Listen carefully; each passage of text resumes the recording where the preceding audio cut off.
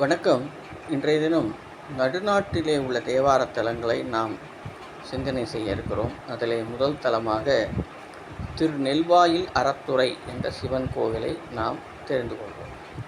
இறைவன் அறத்துறை அப்பர், இறைவி ஆனந்த நாயகி, தீர்த்தம் வெள்ளாறு, பதிகம் சம்பந்தர் ஒரு பதியம், அப்பர் ஒரு பதியம், சுந்தரர் ஒரு பதியம் பாடியுள்ளனர்.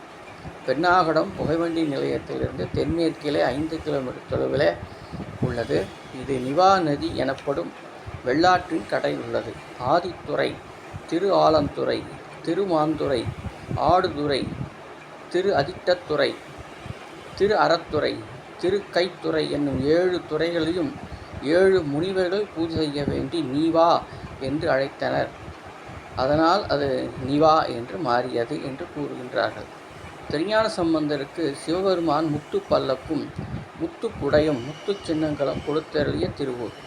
8 திருமகள் உருவங்களும் மாடங்களில் உள்ள சிற்பங்களில் பாராட்டுவதற்குரியதாக விளங்குகிறது என்பதை தெரிந்து கொண்டோம். நன்றி.